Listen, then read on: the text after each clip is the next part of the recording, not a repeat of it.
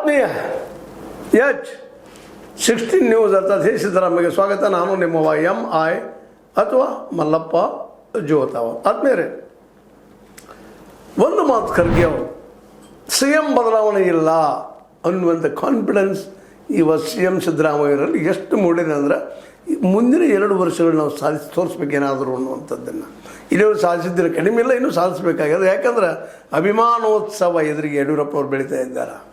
BJP ಒಂದಾಗ್ತಾ ಇದೆ, ಸಂಘಟಿತ ಆಗ್ತಾ ಇದೆ. ಅಧಿಕಾರ ಇಡಲೇಬೇಕಪ್ಪ 2028ರಲ್ಲಿ ಅಂತೇಳಿ ಆ ಎಲ್ಲ ನೆನಪಿನಲ್ಲೋ ಎಲ್ಲ ಕಾರಣದಿಂದಲೋ ಈ ಒಳ ಜಗಳವನ್ನು ಪರಿಸರಿಸುವಂಥ ಕೆಲಸವನ್ನು ಒಂದು ರೀತಿ ಖರ್ಗೆ ಅವ್ರು ಮಾಡಿದ್ದು ಉತ್ತಮ ಅಂತ ಈ ಸಂದರ್ಭ ಹೇಳಬೇಕಾಗಿದೆ. ಯಾಕಂದ್ರೆ ಯಾರು ಸೇಮ್ ಆದರೆ ಏನ್ರಿ ಸ್ವರ್ಗವಂತಂದು ಇಳಿಸ್ಲಿಕ್ಕೆ ಸಾಧ್ಯ ಇಲ್ಲ, ಎಲ್ಲರಿಗೂ ಉದ್ಯೋಗ ಕೊಡಿಸ್ಲಿಕ್ಕೆ ಸಾಧ್ಯ ಇಲ್ಲ.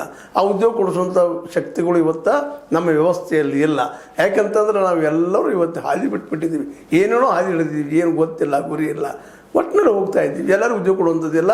ಕೇವಲ ಈ ಸಮಾಜದ 10% ಜನ, 10% ಜನ ಮಾತ್ರ ಲಾಭ ಮಾಡ್ಕೊಳ್ಳುವಂಥದ್ದು. ಅದರಲ್ಲೂ ಅಧಿಕಾರಶಾಹಿ ಜನ, ವ್ಯಾಪಾರಿ ವರ್ಗ, ಬಂಡವಾಳಶಾಹಿಗಳು, ಪಾಳೆಗಾರರು ಅಂಥವ್ರಿಗೆ ಅನುಕೂಲ ಆಗುವಂಥ ವ್ಯವಸ್ಥೆನ ಅಜ್ಜಿಯಿಂದ ಮಾಡ್ಕೊಂಬಂದು ಈಗೂ ಮಾಡ್ತಾಯಿದ್ದೀವಿ.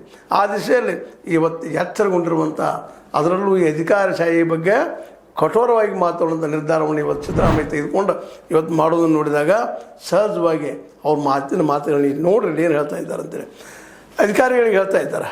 ಅಧಿಕಾರಿಗಳು ಕಾನೂನು ಚೌಕಟ್ಟಿನಲ್ಲಿ ಕಾರ್ಯನಿರ್ವಹಿಸಬೇಕು, ಆ ವ್ಯಾಪ್ತಿಯೊಳಗೆ ಸಚಿವರಿಗೆ ಸಲಹೆ ನೀಡಬೇಕು. ಸಚಿವರಿಗೆ ಏನು ಬೇಕಾದ ಸಲಹೆ ನೀಡೋದಲ್ಲ, ಆ ಕಾರ್ಯವ್ಯಾಪ್ತಿಯಲ್ಲಿ ನೀಡಬೇಕು. ಅದನ್ನು ಹಿರಿಯ ಅಧಿಕಾರಿಗಳು ತಮ್ಮ ಅಭಿಪ್ರಾಯಗಳನ್ನು ನಿರ್ಭಯವಾಗಿ, ಸ್ವತಂತ್ರವಾಗಿ, ಯಾರ್ದು ಪೂರ್ವಾಗಿ ಬಿಡಿದ ನಿರ್ಧಾರಕ್ಕೂ ಹೇಳೋಂಗಿಲ್ಲ. ಸಜೆಷನ್ ಮಾಡೋ ನಿಮ್ಮ ಸಜೆಷನ್ ಭಾಳ ಇಂಪಾರ್ಟೆಂಟ್ ಇರ್ತದೆ. ಯಾಕಂತಂದ್ರೆ ಇವರು 5 ವರ್ಷ ಬಂದು ಆಡಿ ಹೋಗೋರಷ್ಟು. ಆದ್ರೆ ನೀವು ಅಲ್ಲಿ ಶಾಶ್ವತ ಇರುವಂಥವ್ರು ನೀವು ಸರಿಯಾಗಿ ಕೊಡಬೇಕು, ಸ್ವತಂತ್ರವಾಗಿರಬೇಕು, ಸತ್ಯವಾಗಿ ಹೇಳಬೇಕು, ಸುಳ್ಳು ಏನು ಹೇಳುವಂಗಿಲ್ಲ. ಕಾಲ್ಪನಿಕವಾಗಿ ಸರ್ಕಾರಕ್ಕೆ ಯಾವತ್ತೂ ತಪ್ಪು ಮಾಹಿತಿ ನೀಡಬಾರದು ಹಾಗೂ ತಪ್ಪು ಅದಕ್ಕೆ ಎಳೆಯಬಾರದು. ನಮ್ಮ ನಿಲುವುಗಳು, ತೀರ್ಮಾನಗಳು ಯಾವತ್ತೂ ಜನಪರವಾಗಿರಬೇಕು. ಇದು ಸ್ಪಷ್ಟವಾಗಿ ಹೇಳ್ತಾ ಇದ್ದಾರೆ ಮುಖ್ಯಮಂತ್ರಿಗಳು. ಇದೆಲ್ಲ ಬಿಟ್ಟರೆ ನೀವು ಏನೇನು ಹೇಳ್ತಾ ಹೋಗುವಂಥದ್ದು ಅನೇಕ ಕೆಲಸಗಳು ಆಗಬೇಕಾಗಿತ್ತು. ಈಗ ಕಳೆದ ವರ್ಷದ ಬಜೆಟ್ನಲ್ಲಿ 15 ಘೋಷಣೆಗಳು ಮಾಡಿದ್ವಿ ನಾವು, ಇನ್ನೂ ಜಾರಿಯಾಗಿಲ್ಲ. ಏನಿದ್ರೆ ಅರ್ಥ? ಈ ಸಾಲಿನಲ್ಲಿ 5 ಘೋಷಣೆಗಳ ಕುರಿತು ಆದೇಶವಷ್ಟೇ ಹೊರಬಿದ್ದಿದೆ. ಕೆಲಸ ಅಲ್ಲ, ಆದೇಶ ಒಂದು 5ರ ಬಗ್ಗೆ ಅಷ್ಟೇ ಬಿದ್ದಿದೆ. ಯಾಕೆ ಮಾಡ್ತಾ ಇಲ್ಲ ಕೆಲಸ? ಮಾಡಿರಿ, ನಾವು ಜನಪರವಾಗಿ ಮಾಡಿದ ಕೆಲಸ ಜನಕ್ಕೆ ಹೋಗಿ ಮುಟ್ಟಿಸ್ರಿ, ಜನರಿಂದ ಒಳ್ಳೆ ಪ್ರತಿಕ್ರಿಯೆ ಬರಲಿ ಅನ್ನುವಂಥ ಮಾತು